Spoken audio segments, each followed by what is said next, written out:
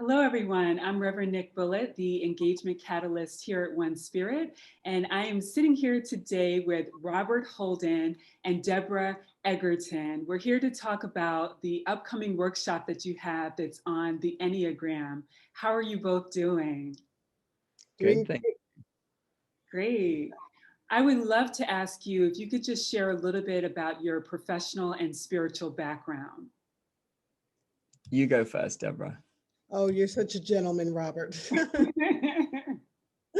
um, I started out in the world in my first life, as I call it, as a psychotherapist. I was the student therapist at State University of New York up at SUNY New Paltz for many years.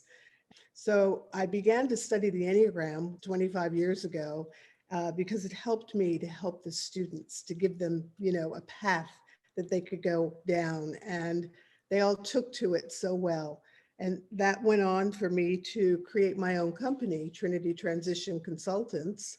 And that started in 1997. I have been doing diversity, equity, inclusion, and anti-racism primarily in my consulting business with Trinity. And the Enneagram has been the cornerstone of all of that work. So I had a career in modeling and television and commercials and all of that. But, it was the funniest thing. It just, so many young women want to do that. And it was not my call. My call was truly to do God's work. And with every passing year, I discovered more and more that I had to listen to that call. So I went on to open the Runaway Shelter of El Paso and to direct Leamore Children's Homes emergency shelter. And so all of my work, it's been aligned with, I call it being given an assignment. Robert? Well, I grew up in a little village in England called Littleton. And at the age of 18, I went to study psychology, philosophy, sociology. And while I was there, I met my first spiritual mentor. He was actually a fellow student on the program, but he introduced me to the Bhagavad Gita and then to the Upanishads, and after that to the Dhammapada and the Tao Te Ching. And he really set me on my way, and it was much needed. My mother had experienced lifelong depression. My father was suffering from alcoholism. He was living out on the streets, homeless. And I needed something, I needed some answers. And then after a while, I came across A Course in Miracles. That was an answer to a prayer for sure. I was actually in Bodh Gaya, sitting under the Bodhi tree and really ready to give up the search. The search wasn't helping me at all. Beginning to realize that the search was a form of blindness. So I found A Course in Miracles, which of course is this amazing text in the Christian mystic tradition. And that was just so helpful. And that's how I met Diane Burke, and how I also came to know One Spirit. And from there, I met one mentor after another, an amazing journey, really. And I came across the Enneagram in 2003, the day I received my doctorate, actually. I received my doctorate in psychology in the morning, and the afternoon was free.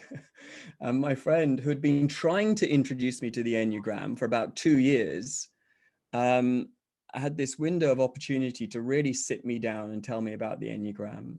And I have to say, once I gave it a chance, once I understood it wasn't just a personality typing system, oh my goodness. Once I saw that this really was offering us a path of spiritual growth, it was amazing. And I took my first course with Don Riso and Russ Hudson, 3 days. In those 3 days, I learned as much as I learned in those 3 years of studying psychology at university, I'm sure. It was absolutely extraordinary.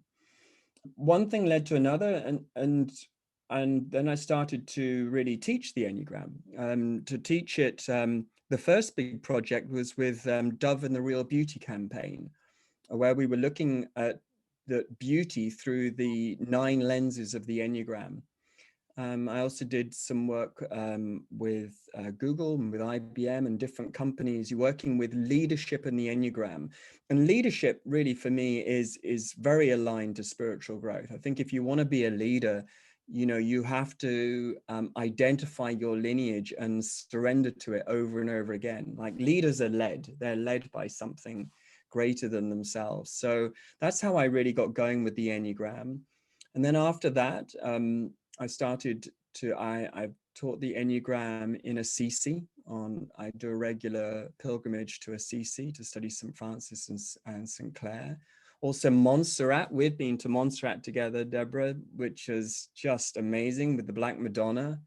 Wow, that was, well, the effects of that are still running through my system, I think.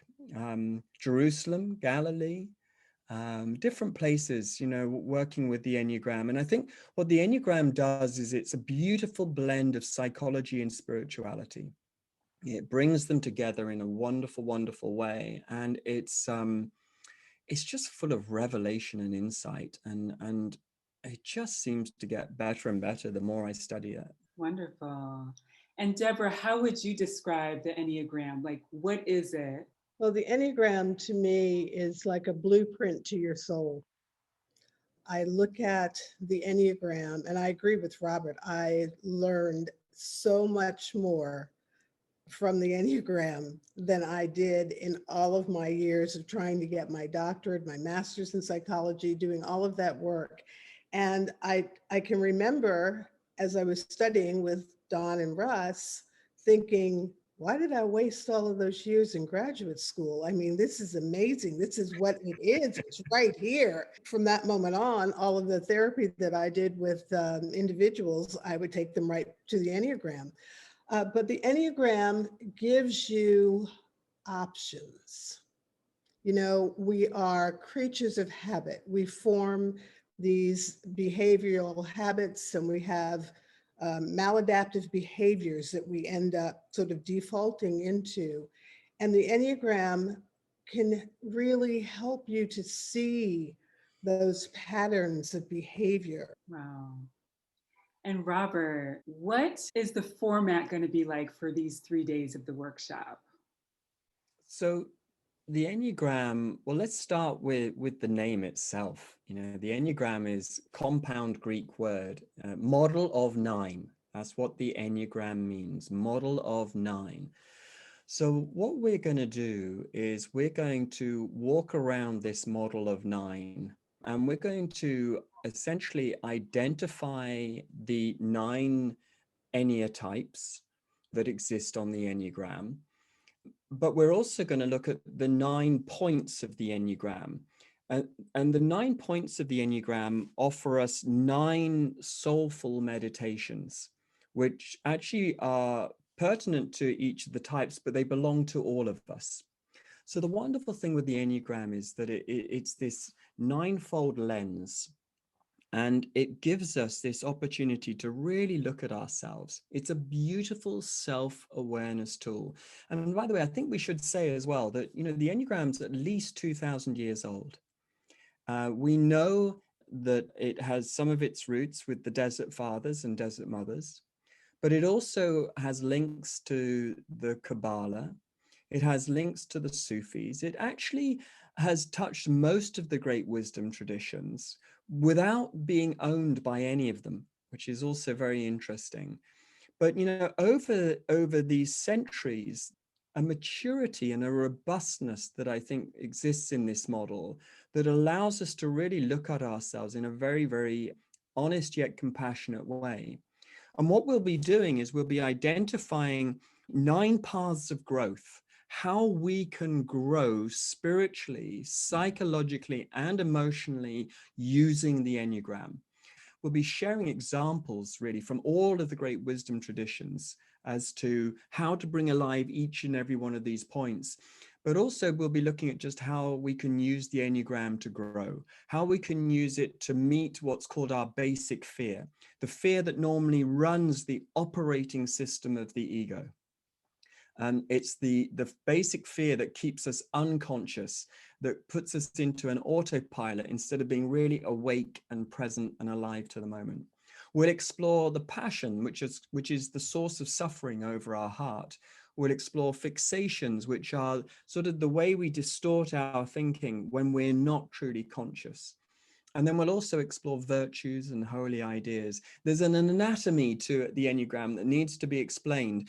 But essentially what we'll do over 3 days is we'll take 3 of the types, 3 of the points each day. Between us, we'll take you on a spiritual journey 9 times. A spiritual journey that will be relevant 9 times to everybody, but particularly pertinent to your Enneagram type. I'd also just say as well, you know, the way we'll share it, I think it's going to be great fun. So we'll definitely, you know, sort of hook into the wisdom traditions, but there's also lots of space for poetry, for works of literature, for sacred art, for Hollywood, Broadway. You know, we can bring the whole thing in and actually show people how, in many ways, these 9 types are alive in all of us, and they're alive in all of our cultures, and how they play out. They're like archetypes, really. And the more we understand them and befriend them, I think it helps us to really live a life where we're not searching so much as being present. That's the key word here, really being present in our lives and understanding that, you know, that the kingdom of heaven is exactly where you are. I love that description, Robert. It sounds exciting. I can't wait to go. This is one of my, I have to say, this is one of my all-time favorite courses to run with the Enneagram, for sure. Right now, Deborah and I are part of a faculty teaching the Enneagram of Grace, where we're looking at how we can use the Enneagram to heal the wound of racism. You know, with the Enneagram, you can really dive into any subject you want and have a very robust inquiry. And I think that's completely true with spiritual growth as well. I love the idea of looking at it through the lens of all the wisdom traditions. That's Mhm. really creative take on it. It's lovely because it doesn't leave anyone out. Hmm. You know, I mean, people can come as they are, and people can bring their own belief system, you know, with them. And I describe the Enneagram as something that undergirds the faith that you already have, whatever that faith may be. It just strengthens it because it teaches you a way to work with your belief system that is really beautiful. It's a lovely unifier, actually. Mhm. And Yeah. so after participants take this workshop, what do you want them to walk away with having had this experience? The Enneagram helps you not only to wake up, but to stay awake.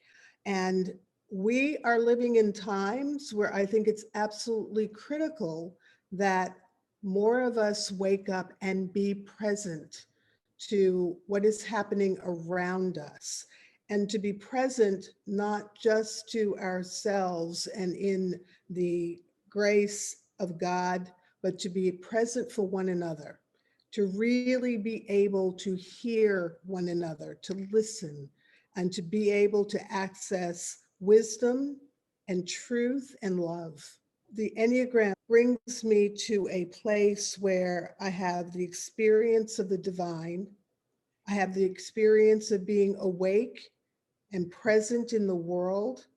And I have an experience of sort of entering with an unconditional love to be able to do whatever I'm here to do, but from a place of love and not from a place of anger and frustration and pain and suffering.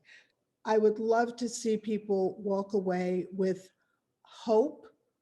There is a way that we can bring this into our spiritual practice. The Enneagram offers you options that you didn't know you had.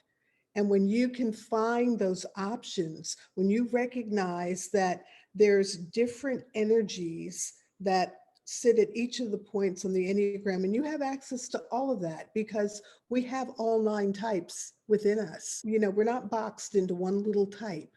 We have the entire Enneagram at the ready for us to be able to expand and be able to grow. And I have to tell you, Nick, my husband and I talk about this all the time.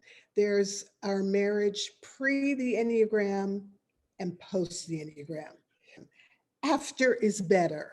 It's unbelievably better. So there's what the Enneagram does in terms of helping to heal relationships and helping you to really, as I put it, get over yourself, and get on with it. I hope that people can extract some of that wisdom and beauty and take that with them. Wonderful.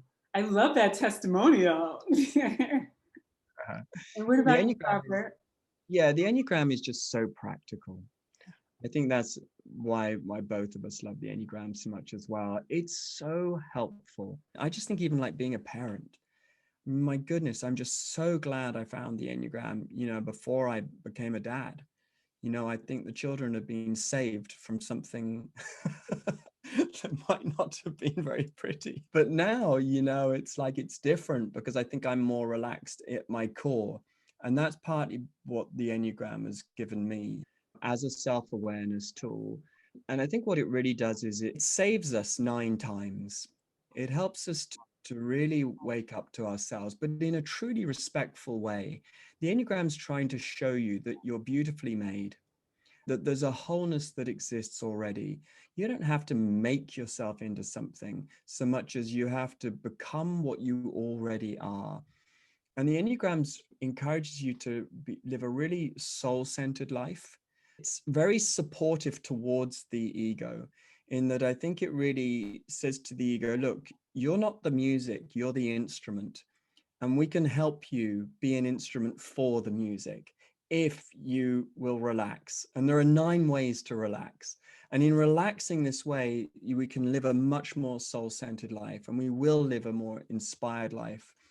And it's a very 3-centered approach. So we'll be more embodied, we'll be more heart-centered, and we'll also be more open mentally and intellectually to receive wisdom and inspiration along the way. As I say,